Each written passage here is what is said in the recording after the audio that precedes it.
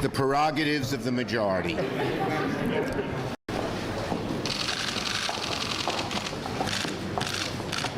Well, you all remember what they used to say about Chuck over in the House. You never want to get between Chuck and the camera. Just had a first-hand experience with that. I must say he was quite good at beating me to the microphone. But the best way to pass this infrastructure bill is to not try to file cloture today and speed the process. This is an extremely important bipartisan bill. There's an excellent chance it will be a bipartisan success story for the country, and to try to truncate an amendment process on something of this magnitude, I think, is a mistake. So if the Majority Leader files cloture today, I'll be encouraging my colleagues, including the negotiators, not to invoke cloture on Thursday. If you look at the calendar he's laid out, we know we're going to be here next week anyway.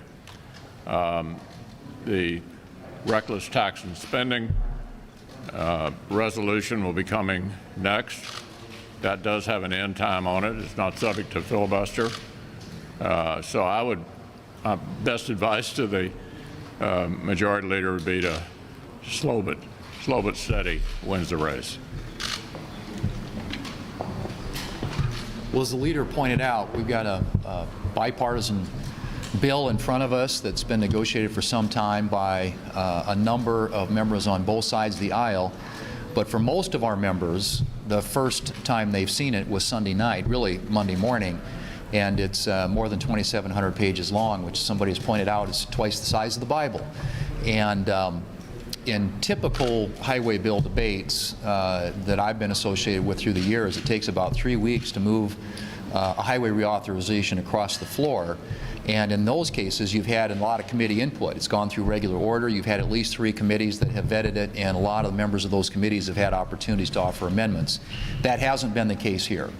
And so I would echo what the leader said about ensuring that we have a robust amendment process, that members on both sides who were not a part of that gang of 20 get a chance to have their voices heard in this process, and stay away from any artificial deadlines. I think you ought to let this process and this play out. We're talking about a huge, huge amount of money here, over $1 trillion or around $1 trillion, depending on whose numbers you use.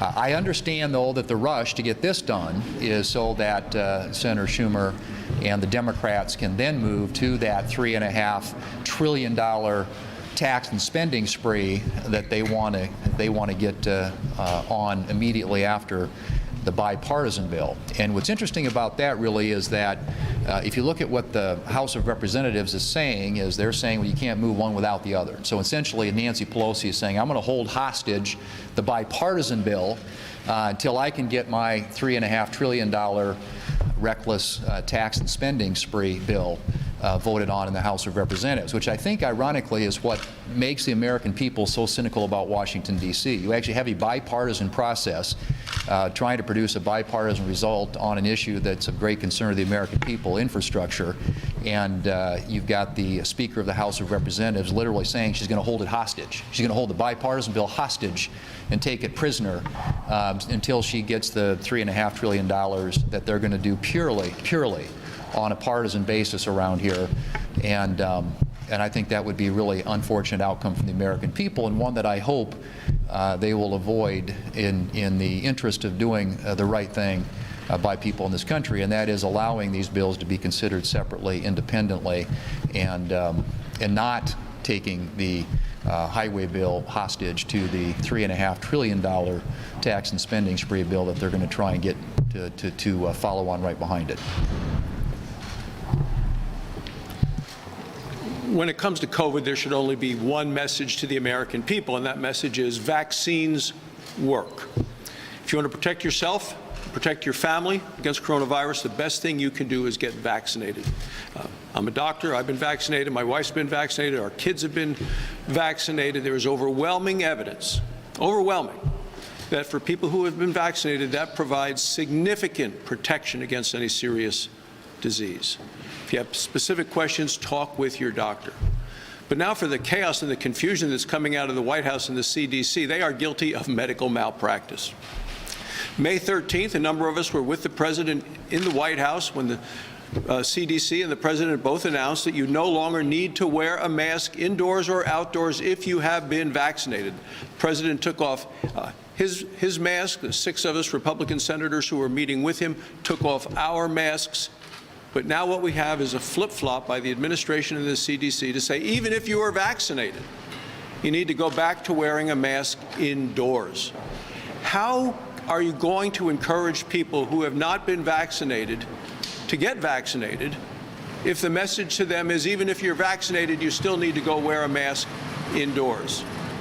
That's why people at home are concerned, angry, there's anxiety, because if the White House has flip-flopped on this, are they going to flip-flop on shutdowns? Are they going to flip out on lockdowns, on closing schools? Parents are very concerned about the fact that many kids across this country have already lost a year of learning, setting them back significantly. Parents want to make sure that schools are opening, and they can't tolerate this sort of indecision on the part of the administration. The contrast is significant when you take a look at Nancy Pelosi telling the Capitol Police to arrest fully vaccinated staff members if they happen to be on the House side of the Capitol and aren't wearing a mask. And at the same time, at the southern border, you have 180,000 people coming in undocumented, unvaccinated from all over the world, carrying some of the most incredibly contagious diseases in the history of mankind. The White House on this and the Center for Disease Control have lost all credibility. Yesterday, I visited Fort Lee to see the processing of the Afghans that have been brought to the United States under the Special Immigrant Visa Program. It was extremely heartening to be able to visit with the Afghans and their family members and to see the smiles on those children as they were embracing their new home. And while I am heartened to see that we have a number of Afghans that are being brought into the United States and are able to get to those third country nations, we have thousands upon thousands that are still in Afghanistan. And because of the haphazard withdrawal that the Biden administration has done with our troops in Afghanistan, we see more and more of the territory falling to the Taliban. This makes it increasingly difficult for those Afghans who stood beside us for 20 years to get to Kabul and be evacuated, whether to that third country nation or to the United States. So I do want to thank the members of Congress. Jeanne Shaheen and I led the effort here in the United States Senate. The members in the House, we quickly reacted, got legislation passed. The State Department is taking up that legislation and moving on that. But we need the Biden administration to do more and to push harder, get the vetting process done, engage while we can, and save as many as we can. The Taliban is after those who helped us. Make no mistake. On the next topic, illegal immigrants receiving amnesty, tax hikes on farmers and small businesses, the Green New Deal. What do all of these things have in common? They are all part of the Democrats' reckless tax and spending spree. What we will be seeing in the next week or so here in the United States Senate. Americans are hurting. Hardworking families are hurting. They're paying more for their goods with inflation. And now the Biden administration wants to turn around, hike up their taxes, continue to force them to pay more for the goods and services that they need every single day.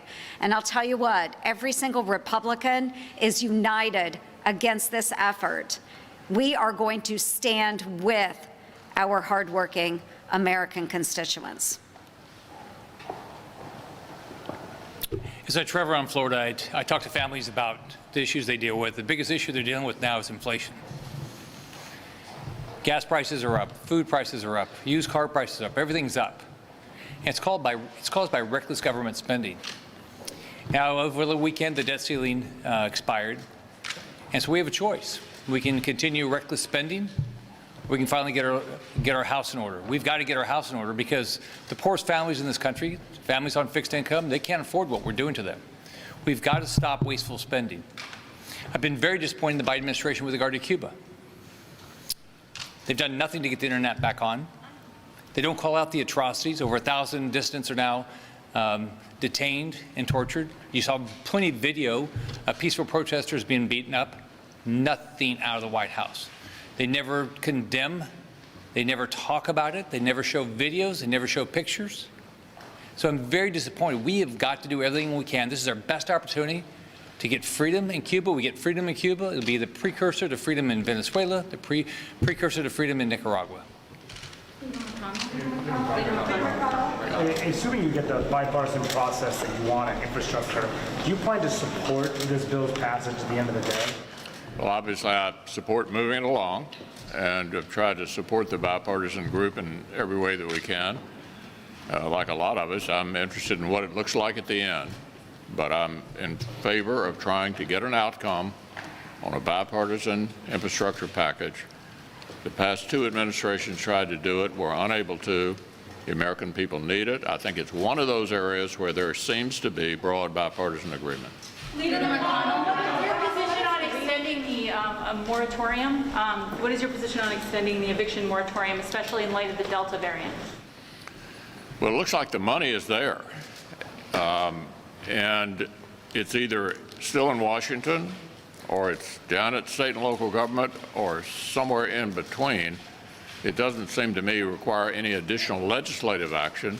We need to get the money out there that's already been made available so it can solve the problem. Is your support for the bipartisan infrastructure package, is it contingent upon assurances from moderate Democrats that they will try to weaken the reconciliation package? No. As we've said repeatedly, the infrastructure package stands on its own, by itself, and I intend to, and I think all of my members are going to judge it based on the package itself, not what may come next. They're two separate propositions. And that's a no on the eviction moratorium, just to button that down. 79,000 people are behind on rent in Kentucky. Yeah, I think the governor needs to do something about that if he's got the money that was supposedly sent down to him. So you don't believe Leader McConnell, do you agree with the rest of the comments about masks? All right, folks, thank you so much for joining us here at Golden State Times. If you're new to the channel, we encourage you to subscribe by clicking that middle button. Also, check out our previous video by clicking the video on the right, or a video you might enjoy by clicking the video on the left. Also, don't forget to click the thumbs up button and share this video on social media. Peace.